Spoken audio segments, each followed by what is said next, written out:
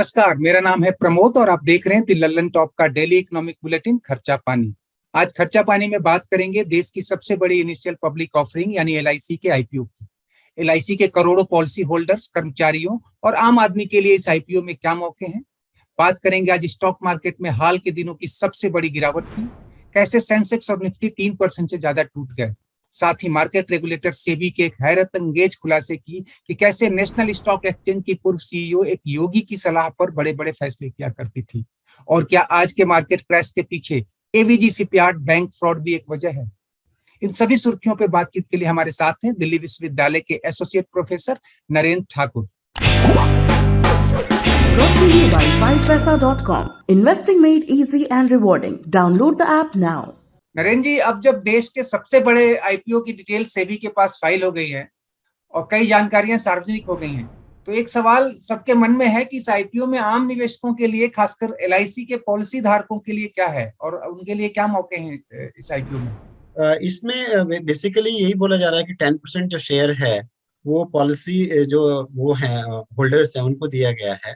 और यदि हम इसमें देखें तो बेसिकली एलआईसी का टोटल जो बेस है इक्विटी का वो 6.32 बिलियन शेयर्स हैं।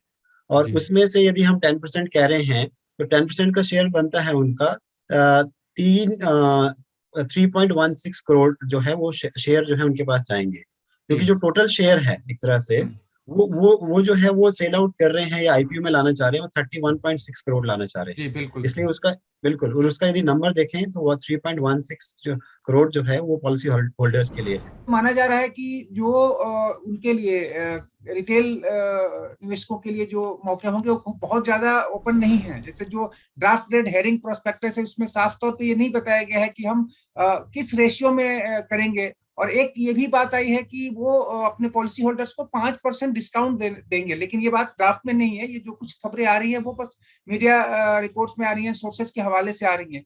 तो मुझे लगता है अगर वो 5% डिस्काउंट देते हैं पॉलिसी होल्डर्स के लिए, और जैसा कि आपको पता है कि पूरे देश में जो एलआईसी के पॉलिसी होल्डर हैं वो करीब उनकी तादाद 28 करोड़ बताई जा रही है, तब तो ये बहुत बड़ा मतलब कि एक तरह का मौका होगा लोगों के लिए और सभी चाहेंगे कि जो है इसमें हम निवेश करें। बिल्कुल, मतलब ये हम देख ही रहे थे कि जो कंडीशन लगाई गई है उसमें बोला ही गया है एलआईसी द्वारा कि आप ऐसा करिए, जो पॉलिसी होल्डर्स हैं कि आपके डीमैट अकाउंट जो होने चाहिए।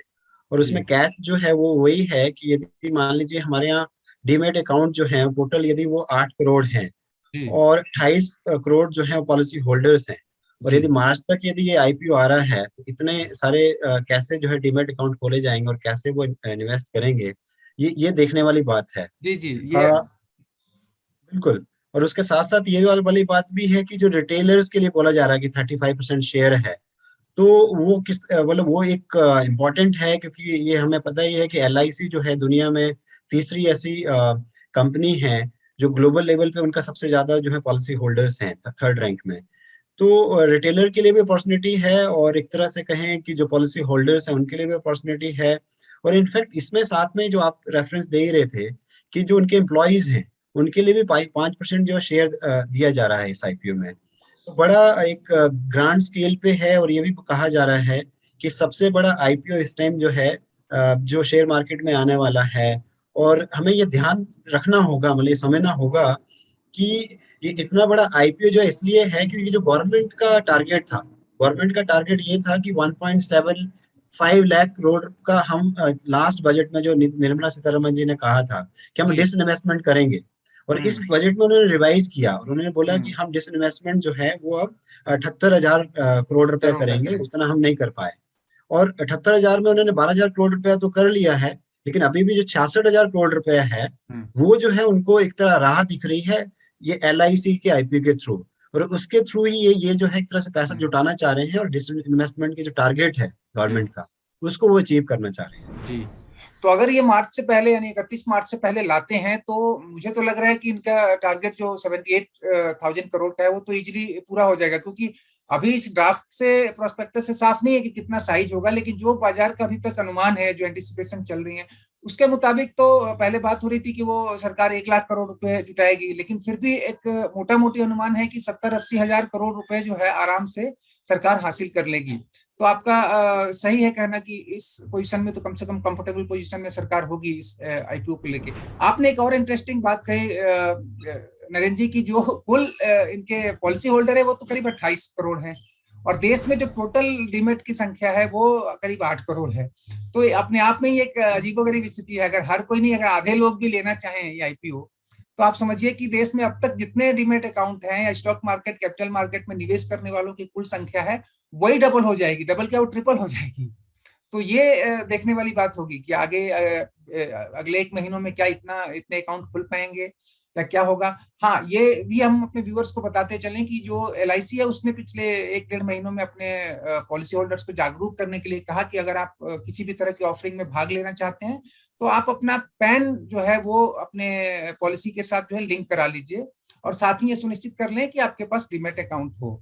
तो मुझे लग रहा है कि बहुत तेजी आएगी कम से कम पैन लिंक कराने में और डीमैट अकाउंट खुलवाने में। और आपने जो इसका इशारा किया इनके सरकार के जो विनिवेश लक्ष्य हैं उसको लेकर के, मेरे ख्याल से देखते हैं क्या होता है। सबका इंतजार इस बात को लेकर है कि ये जो ड्राफ्ट है वो किस दिशा में जाता है।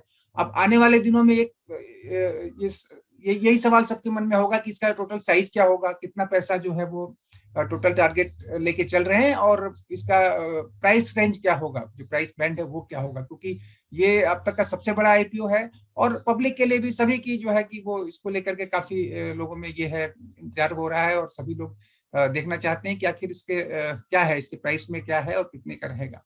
फिलहाल एक सवाल सर, आपको पता है कि आज स्टॉक मार्केट में भारी गिरावट आई है, हम बाद में चलेंगे उसको जो है कि गिरावट की तरफ, लेकिन जब हम बात कर रहे हैं इसके कारणों की, तो एक आपको पता है कुछ दिनों पहले एनएससी की जो पूर्व सीईओ हैं चित्रा रामकृष्णन, उनको लेकर के एक सनसनीखेज जो है खुलासा हुआ है, और सेबी की रिपोर्ट में वो बात सामने आई है कि वो एक अज्ञात योगी की सलाह पर करीब 20 साल से बड़े बड़े फैसले कर रही थी।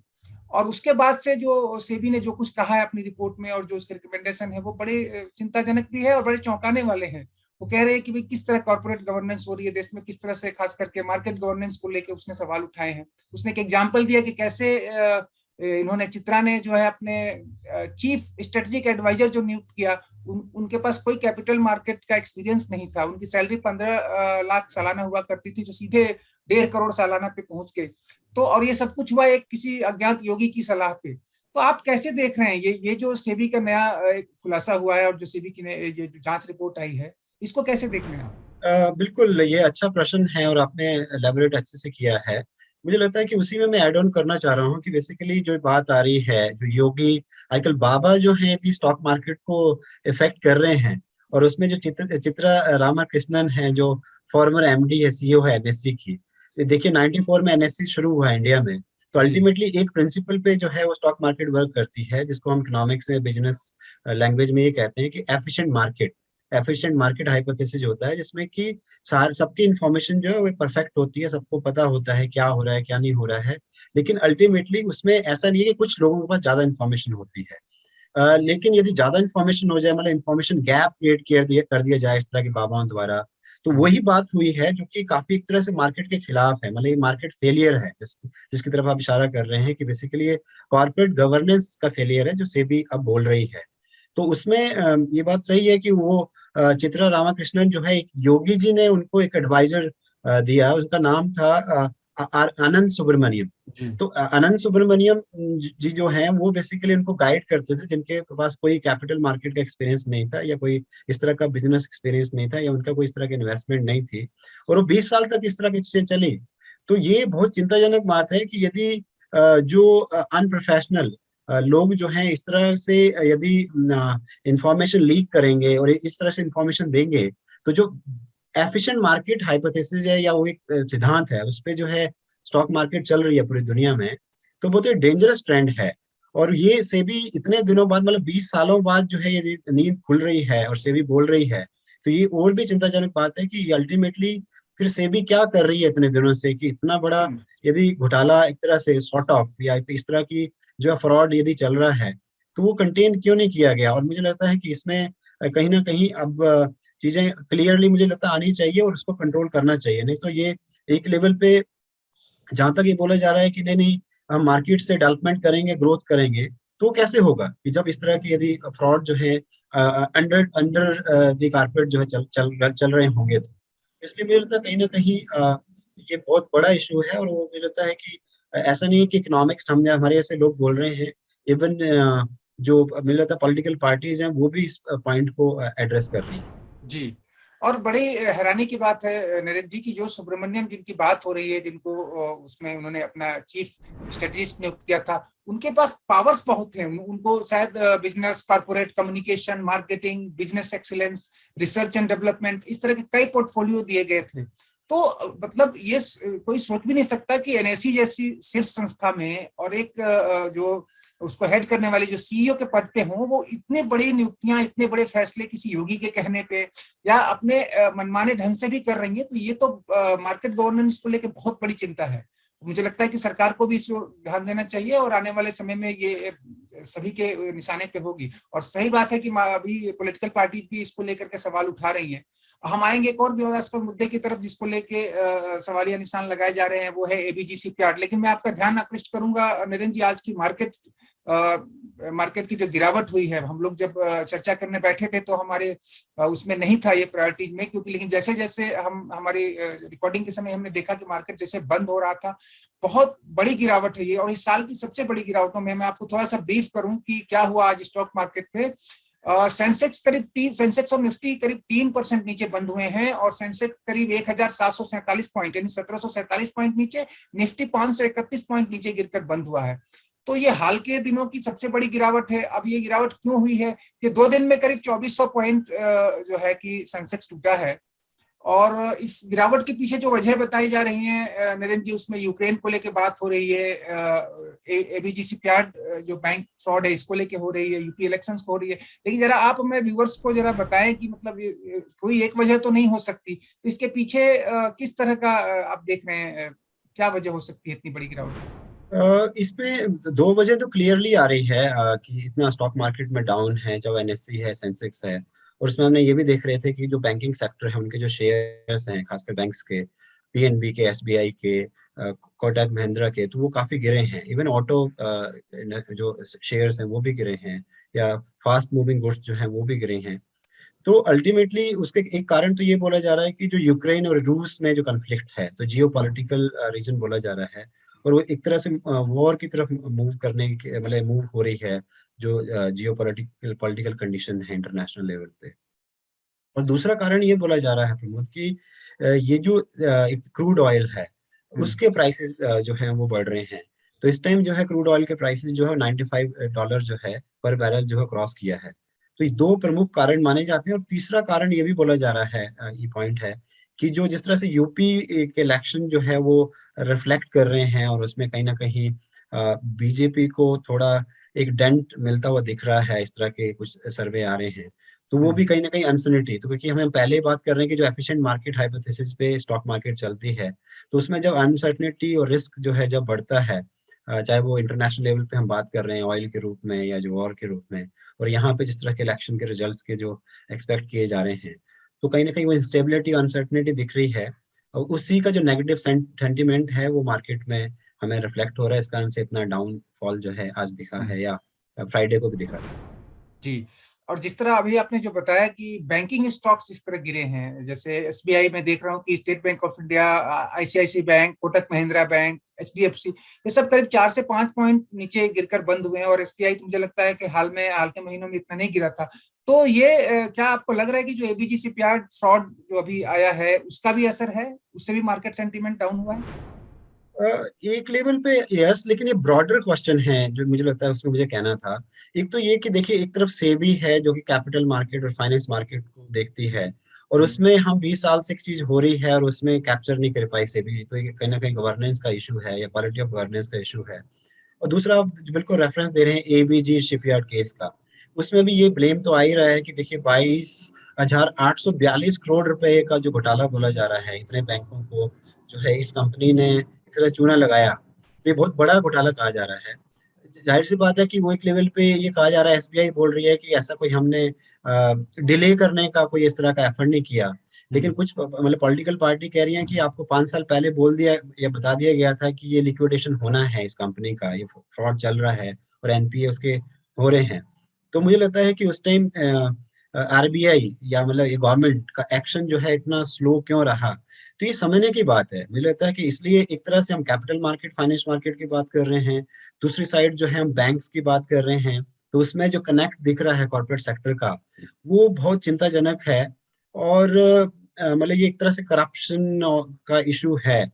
तो यदि मान लीजिए यदि स्टॉक मार्केट ही सेफ नहीं हो और वो कुछ कंट्रोल्ड हो, वैसे ही बैंक्स जो सेफ ना हो, जिसमें पब्लिक सेक्टर बैंक ही आ रहे हैं, और इसमें जो कुछ लोग यदि इतना सारा जो कैपिटल है या जो फाइनेंस है या सेविंग है उसको यूज कर रहे हैं, तो जो एम है 5 ट्रिलियन इकोनॉमी के, या जो एम है ग्रोथ के, तो उनमें कहीं ना कहीं बड़ा एक क्या कहते हैं डेंट मुझे दिख रहा है। और इसलिए अभी भी हम ये कह रहे हैं कि इन चीजों को समझने की जरूरत है। और एक गाइडेंस भी बोली जा रही है, मतलब एक जो है ये कहा जा रहा है कि एसबीआई जो है जब कैपिटल या फाइनेंस मार्केट को रेगुलेट करती है, और जो जब आरबीआई जो है वो बैंकिंग सेक्टर को रेगुलेट करती है, उन आपस में कोई कोऑर्डिनेशन नहीं है। तो काफी इकोनॉमिक्स ये कह रहे हैं प्रमोद कि इन कोऑर्डिनेशन बनाया जाए, गवर्नमेंट उसमें एक तरह से मिनिस्ट्री ऑफ फाइनेंस जो है गवर्नमेंट मिलके इनको साथ में बिठाए। नहीं तो अल्टीमेटली हो क्या रहा है कि जब रेगुलेशन अलग अलग होगी तो जो कनेक्टेड एफर्ट है वो नहीं हो रहा है। इस कारण से मिलता है एक ये तो है कि ब्रॉडर लेवल पे एफिशिएंट मार्केट हाइपोथेसिस जो है प्रॉपर्ली वर्क नहीं कर रहा है। और दूसरा ये वाला पॉइंट कि जो स्पेसिफिक पॉइंट है कि आरबीआई और जो सेबी है उनमें आपस में कोऑर्डिनेशन नहीं है, और गवर्नमेंट ऑफ इंडिया या मिनिस्ट्री ऑफ फाइनेंस जो है उस कोऑर्डिनेशन को कहीं ना कहीं एक तरह से मुझे लगता है समझना चाहिए उसको, और उस कोऑर्डिनेट को जो है कहीं ना कहीं, और ये बोला जा रहा है इकोनॉमिक्स के द्वारा कि कहीं ऐसा इंस्टीट्यूशन जो है, इस तरह की कमेटी जो है या इस तरह का लिंकेज बनाया जाए जिससे कि दोनों इंस्टीट्यूशन साथ में कोऑर्डिनेट करके वर्क करें। और जिस तरह से एक साइड में बैंकिंग सेक्टर में इस तरह का फ्रॉड रिफ्लेक्ट हो रहा है, और वैसे ही जो है वो स्टॉक मार्केट में या एनएससी में इस तरह का फ्रॉड जो रिफ्लेक्ट हो रहा है, वो आगे से ना हो और ये ठीक किए जा सके। और जो जो कल्प्रिट है उनको ठीक ठाक मतलब एक तरह से पनिशमेंट हो, जिससे कि एक लेसन मिले कि आगे इस तरह की चीजें जो है ना हो, ना फाइनेंस मार्केट में ना बैंकिंग सेक्टर। जी, आपने बिल्कुल सही कहा। एक सवाल और भी उठ रहा है नीरज जी कि अब हम ऐसे दौर में पहुंच गए हैं जहां मार्केट पे बहुत दबाव है। अब इस गिरावट के पीछे चाहे वो यूक्रेन हो, चाहे वो देश में एबीजी शिपयार्ड बैंकिंग घोटाला हो, या फिर ये एनएसई में चित्रा रामकृष्णा को लेके जो कुछ हुआ है उसका असर हो, लेकिन एक तय है कि ग्लोबल और डोमेस्टिक दोनों लेवल पे मार्केट्स में दबाव का वातावरण बन गया है। तो अब एक सवाल और है कि क्या एलआईसी जैसा आईपीओ जो आ रहा है उसके लिए क्या ये मुफीद समय था, ये क्या सही समय है जब ये आईपीओ लाया जा रहा है? कहीं ऐसा ना हो कि इतना बड़ा एक्सपेक्टेशन है, सारे ही एक्सपर्ट अक्रॉस द बोर्ड कह रहे हैं कि जी नहीं ये तो पिक है, बाय पिक है, इसे तो सबको निवेश करना चाहिए और बहुत बड़ा मौका है, लेकिन कहीं ऐसा ना हो कि वो ऐसे ट्रैप हो जाए आईपीओ ऐसे माहौल में जहां मार्केट में बहुत बड़ी गिरावट शुरू हो जाए। और आने वाले समय में आपको पता है कि मार्च में जो कुछ फेड रिजर्व के जो डिसीजन आने हैं उसका भी प्रतिकूल असर होना तय है। तो आईपीओ के लिए आपको क्या लग रहा है कि ये है मुफीद समय? एक लेवल पे तो मुझे लगता है कि उस तरह का समय मुझे नहीं लग रहा है, क्योंकि इतनी जब अनसर्टेनिटी है ग्लोबल लेवल पे और नेशनल लेवल पे, और इस तरह की चीजें जब आ रही हैं, तो उस अनसर्टेनिटी में बिल्कुल, और आप ये भी कह रहे हैं कि यूएस में जो हम बात पहले करते रहे खर्चा पानी में कि फेडरल रिजर्व जो है वो रेट ऑफ इंटरेस्ट को इंक्रीज करेगा, और जाहिर सी बात है कि उसका प्रेशर जो है यहाँ पे भी आरबीआई में भी है, और रेट ऑफ इंटरेस्ट बढ़ाने की बात यहाँ भी है, क्योंकि यूएस भी जो है वो इन्फ्लेशन जो है वो एक्सपीरियंस कर रहा है, 40 ईयर्स में हाईएस्ट है। वैसे इंडिया में इन्फ्लेशन रेट भी हाईएस्ट है। इनफैक्ट आज ही खबर आई है कि थोड़ा डब्ल्यूपीआई जो है वो 13.5 के बजाय जो है 13 से नीचे गया है, 12.98% हो गया है। लेकिन उसी में भी फिर खबर आई है कि जो फूड प्राइसेस हैं उसका जंप है, उसका इंक्रीज दिख रहा है, मतलब उसका इन्फ्लेशन रेट हाई है। इस तरह की कंडीशन में मुझे लगता है कि गवर्नमेंट को रुकना चाहिए, लेकिन जो हम पहले भी बात कर रहे थे कि गवर्नमेंट को तो ये पता है कि उनका डिसइन्वेस्टमेंट 1.75 लाख करोड़ का था, वो अब उन्होंने 78,000 कर दिया है। उसमें 12,000 करोड़ रुपया यदि उन्होंने वसूल लिया है, तो अब उनको जो लिमिट बड़ी बची हुई है वो 66,000 की बची हुई है। तो एक प्रेशर तो है कि हमने इतना कम कर दिया, उसके बावजूद भी हम ये अचीव नहीं कर पाए इस फाइनेंशियल ईयर में, तो वो प्रेशर तो गवर्नमेंट के ऊपर है। लेकिन यदि हम इकोनॉमिक्स के जरिए बात करें या बिजनेस सेंटिमेंट में बात करें, तो मुझे लगता है कि गवर्नमेंट को भी ये बिल्कुल डाउट या कहीं ना कहीं सेकंड थॉट आ रहा होगा कि जब इतनी सारी कंडीशनें जो है यदि आएंगी तो हमें कहीं ना कहीं क्या करना चाहिए। तो मुझे लगता है गवर्नमेंट भी इस पे सोच रही होगी, और इस पॉइंट पे कि आने वाले दिनों में देख रही होगी कि यदि मान लीजिए ये कंडीशनें वैसे ही चलेंगी तो मुझे लगता है आने वाले दिनों में हम देख सकता है कि वो होल्ड भी हो। होल्ड भी लेकिन कर साथ सकते हैं, क्योंकि अभी जो जो ड्राफ्ट है उसमें कहीं भी ऐसा नहीं है कि कब आ रहा है आईपीओ। इवन आप जैसा बताया कि साइज को लेके या प्राइस बैंड को लेके भी कोई खुलासा नहीं हुआ है। तो मुझे लगता है कि ये तो मतलब क्रॉस फिंगर वाली बात है, क्या वो करेंगे नहीं है, लेकिन डेफिनेटली ये जो सिचुएशन है वो उनकी नजर में होगी। आप बिल्कुल सही कह रहे हैं नरेंद्र जी। देखते हैं हालात क्या करवट लेते हैं। इसके पहले कि आपको विदा करें, अपने व्यूअर्स को एक बार फिर से मार्केट क्रैश में क्या कुछ हुआ इसके बारे में थोड़ी जानकारी दे दें। जैसा कि हमने बताया कि आज बैंकिंग, ऑटो, मेटल शेयरों में सबसे ज्यादा गिरावट आई है। मार्केट कैप बाजार का करीब 8.29 लाख करोड़ घटा है, यानी कह सकते हैं कि निवेशकों को एक ही दिन में करीब 8.25 लाख करोड़ की चपत लग गई है। पिछले साल के सुपरहिट आईपीओ भी बुरी तरह गिरे हैं। पेटीएम का शेयर 4.7% टूटकर 863 रुपए पर बंद हुआ है। नायका 7.78% टूटा। जोमेटो का स्टॉक 6.82% गिरकर 82 रुपए पर बंद हुआ है। इन तीनों ही कंपनियों का यह सबसे निचला स्तर है। खैर, देखते हैं आगे एलआईसी के आईपीओ के लिए बाजार में क्या माहौल बनता है। आप हमारे शो में आए, आज की सुर्खियों पे चर्चा की। आपका बहुत बहुत धन्यवाद।